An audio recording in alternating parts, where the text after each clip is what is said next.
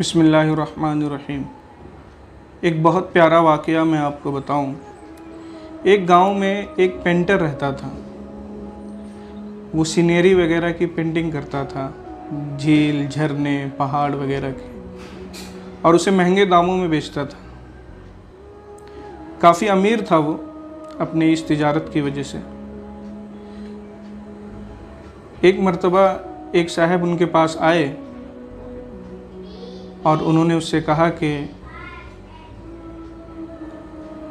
आप इतने अमीर हैं, अल्लाह तबारक व तआला ने आपको इतनी दौलत दी है, आपको गरीबों की भी मदद करनी चाहिए।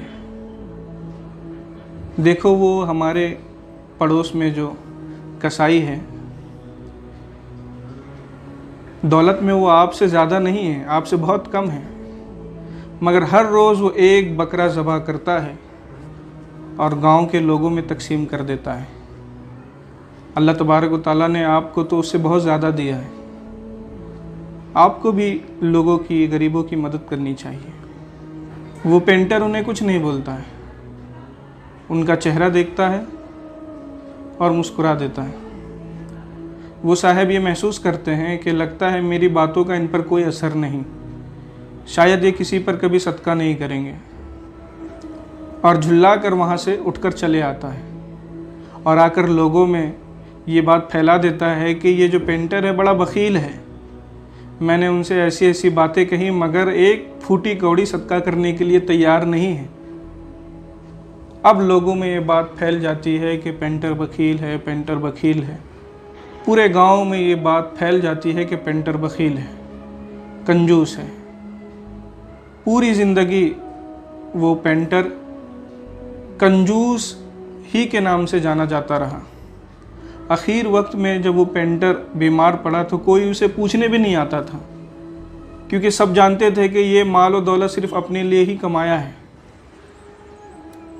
गरीबों की तो इसने कभी कोई मदद ही नहीं की है, ये अच्छा आदमी नहीं है। तो कोई भी उसके करीब भी नहीं हुआ उसके मर्ज़ मौत में, और इसी हालत में वो मर गया। मरने के कुछ दिनों बाद लोगों ने देखा कि वो कसाई जो हर रोज़ एक बकरा ज़बह करके गोश्त बांटा करता था, वो कसाई भी अब गोश्त बांटना छोड़ दिया है।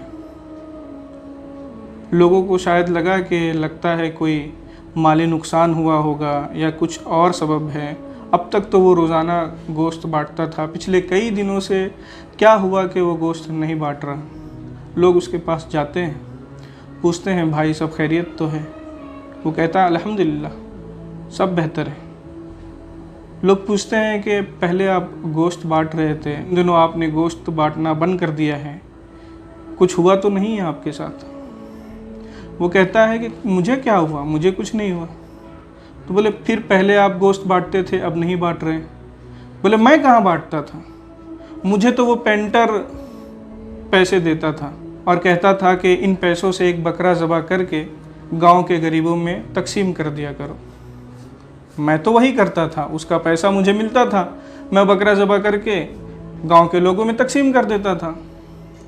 अब ना पेंटर है, ना मुझे पैसा मिलता है, ना मैं बकरा ज़बह करता हूँ और ना ही मैं तकसीम करता हूँ। देखा आपने, इस तरह गरीबों की मदद करनी चाहिए।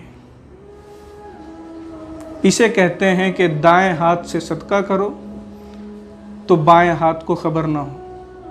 पूरी ज़िंदगी उस पेंटर को ये गवारा था कि वो कंजूस के नाम से जाना जाए, कंजूस के नाम से लोगों में मशहूर हो जाए, लोग उसे कंजूस कहें।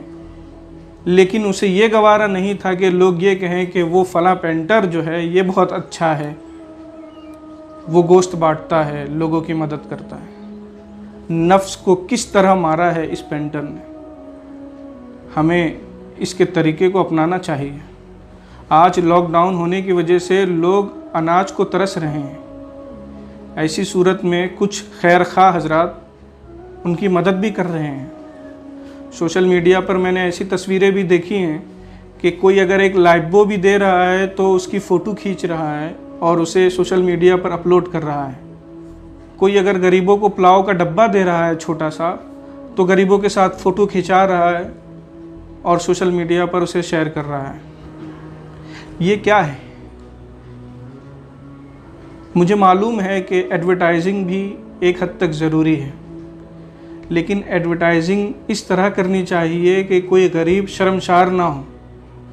आप फ़ोटो खींचकर अपनी तंजीम, अपनी तहरीक का तो नाम बता रहे हैं कि आप मदद कर रहे हैं, लेकिन उस गरीब का क्या कि जो अपनी गरीबी छुपाए हुए रखता है, लेकिन आप फ़ोटो खींचकर पूरी दुनिया को बता देते हैं कि ये गरीब है, हम इसकी मदद कर रहे हैं। ये बिल्कुल गलत है। ऐसे हालात में मुझे दावत इस्लामी का काम बहुत अच्छा लग रहा है। दावत इस्लामी के एक इस्लामी भाई ने मुझे फ़ोन किया कि अगर आपके कांटेक्ट में कुछ गरीब लोग हैं जो मुस्तहिक हैं तो आप मुझे उनका अकाउंट नंबर दीजिए, हम उनकी कुछ मदद करना चाहते हैं। मैंने उनको कई लोगों का अकाउंट नंबर दिया। उन्होंने सबके अकाउंट में खुफिया तौर पर काफ़ी पैसे दिए। रकम अदा करने के बाद उन्होंने स्क्रीनशॉट खींचकर मुझे बताया भी है। वो हवाओं में बात नहीं कर रहे थे। मैंने उनका ये भी तरीका देखा कि वो अनाज का एक किट तैयार करते हैं और बंद दरवाज़ों के बाहर अनाज रख देते हैं। जैसे कि आप फ़ोटो में देख रहे हैं, बंद दरवाजे के बाहर अनाज की थैलियाँ वो रख दे रहे हैं और इस दौरान वो फ़ोटो खींच रहे हैं। तो देखिए, यहाँ गरीबों की मदद भी हो रही है, लेकिन लोगों के सामने किसी का चेहरा भी नहीं आ रहा है कि ये लोग गरीब हैं। तो इस तरह मदद करनी चाहिए कि आपकी एडवर्टाइजिंग भी हो जाए, आपके तंजीम को फ़ायदा भी पहुँचे और लोग ये भी जाने कि मुसलमान लोगों की मदद भी करते हैं और साथ ही साथ कोई गरीब, कोई भूखा रुसवा भी ना हो।